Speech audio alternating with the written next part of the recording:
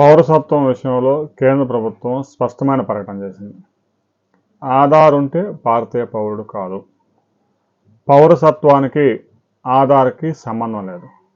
ఆధార్ అనేది పౌరసత్వాన్ని నిర్ధారించే కార్డు కాదు అని కేంద్ర ప్రభుత్వం స్పష్టంగా ప్రకటించింది.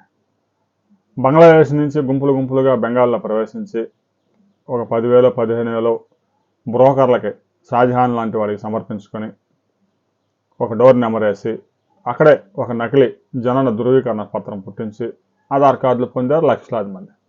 మరి వీరంతా భారతీయ పౌరుల అంటే కాదని కేంద్ర ప్రభుత్వం స్పష్టంగా చెప్పింది. నా దగ్గర ఆధార్ ఉంది, నేను భారతీయుడిని చూపించుకోవడానికి లేదు.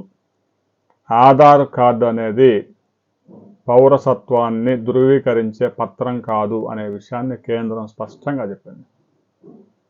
ఇప్పటికే పశ్చిమ బెంగాల్లో చొరబాటుదారులను ఏరివేసే కార్యక్రమం చురుగ్గా జరుగుతూ ఉంది. ఇక ఉత్తరప్రదేశ్లో వెళ్ళాలన్నా కూడా వారికి అంత ధైర్యం కూడా లేదు.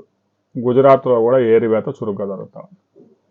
దీంతో ఈ చొరబాటుదారులంతా కర్ణాటక, తెలంగాణ, కేరళకి బయలుదేరుతూ ఉన్నారు.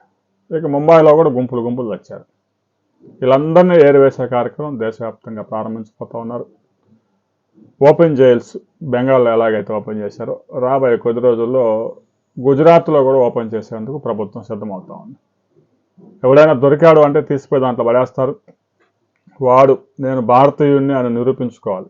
నిరూపించుకున్న దాకా ఆ ఓపెన్ జైల్లో ఉంచి బయటకు కూడా అనేది రాబోయే కొద్ది రోజుల్లో గుజరాత్ దీనికి సంబంధించి ఒక కీలక ప్రకటన చేయబోతా ఉంది. ఆ ప్రకటన వచ్చిన తర్వాత మరిన్ని వివరాలతో మరో వీడియోలో మనం కలుసుకుందాం.